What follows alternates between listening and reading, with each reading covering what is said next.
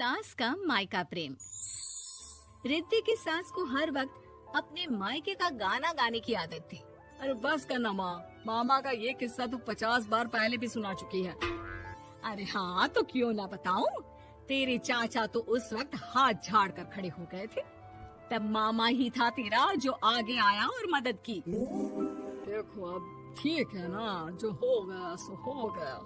क्यों एक बात को हमेशा गाती रहती हो।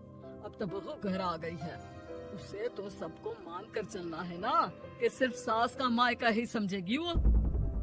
तभी वहाँ रिद्धि आ जाती है। माँ, आज मैं घर जा सकती हूँ?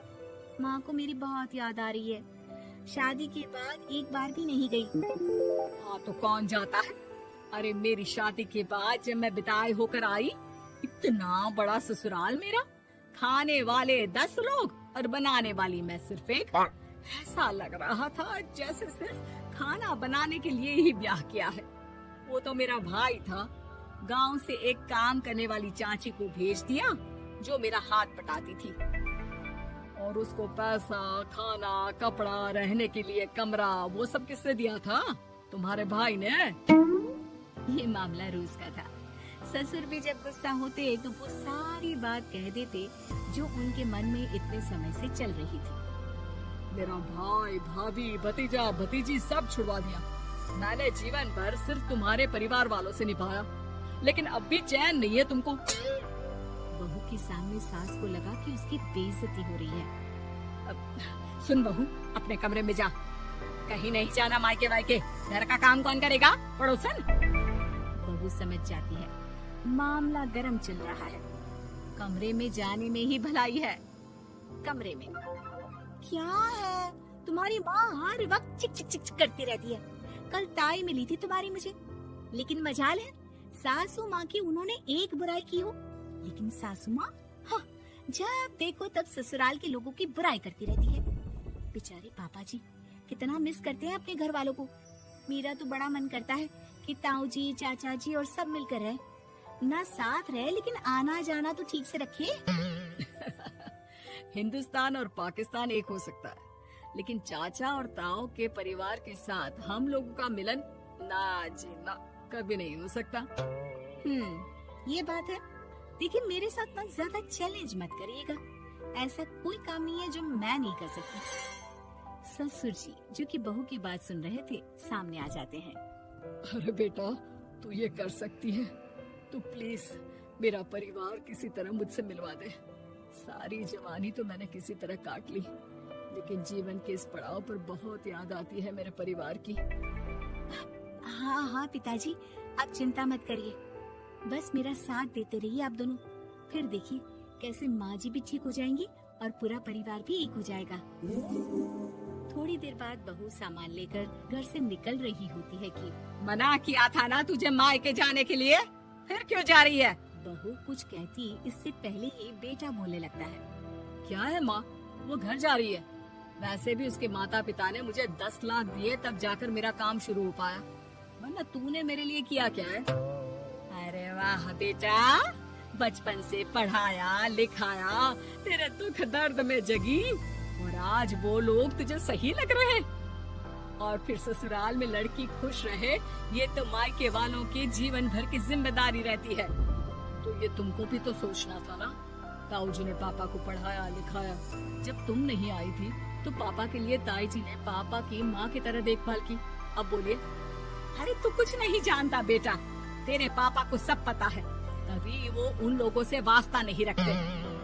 मैं उन लोगों को जानता हूँ, लेकिन मैं तुम्हें नहीं जानता कि तुम्हारे मन के लायक काम नहीं हुआ तो तुम घर की शांति बर्बाद कर दोगी।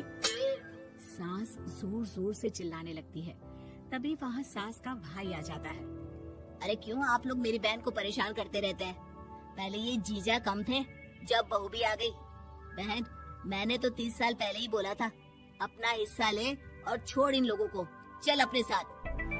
बहू समझ जाती है कि मामा ससुर की नजर किस पर है। देखा, तुम लोग मुझे अकेला मत समझना, मेरा भाई खड़ा है आज भी मेरे लिए। बहू मायके जाती है और आते वक्त साथ में नौकरानी ले आती है। अरे बहू, कुछ खाने को दे दे। अरे आंटी, क्यों भाभी को परेशान करती रहती हो? उनके भाई ने मुझे जिम्मेदारी दी है, किसी भी चीज की परेशानी नहीं होनी चाहिए भाभी को। जो चाहिए मुझे बोलने का। आय हाय, बहू के मायके वालों का इतना दखल। ये मेरा घर है, कोई कल का आए इसे पूरा कैप्चर कर ले, ये बर्दाश्त नहीं होगा मुझसे।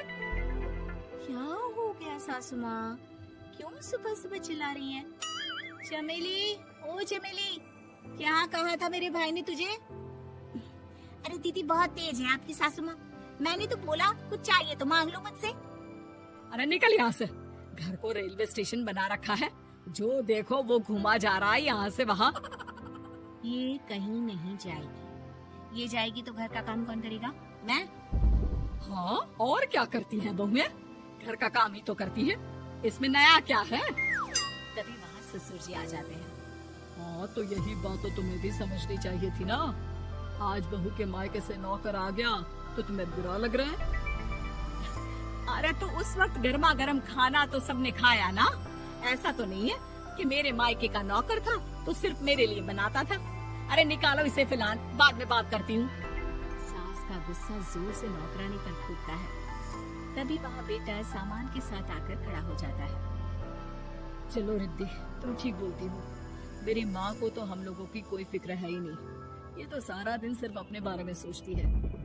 और देखिए, मैं अब से कह रही हूँ कि अब से इस घर की तरफ आपको देखना भी नहीं है। नहीं आना आज के बाद इन लोगों से मिलने। हाँ, बस कभी कभी दिन में 2 बार मिलने आ जाओ। नहीं, बिल्कुल नहीं। ससुर झूठा नाटक करते हुए। मेरी बीवी ने मुझे मेरे ही परिवार से दूर कर दिया, आज बहू मेरा इकलौता बेटा दूर कर रही है। हाय, कैसे जीऊंगा मैं? वाह, वो भाई जो आपको बेटे की तरह मानता था, उन्हें छोड़ने में तो दुख नहीं हुआ। आज खुद का बेटा छोड़कर जा रहा है तो कैसे जीऊंगा? बड़े आए। अब सास समझ चुकी थी कि उससे गलती क्या हुई है। मुझे माफ कर दे बहू, अब मेरी समझ में आ गया कि अपनों से दूर कर बीवियां पति का भला नहीं बल्कि उन्हें जीवन में अकेला कर रही है।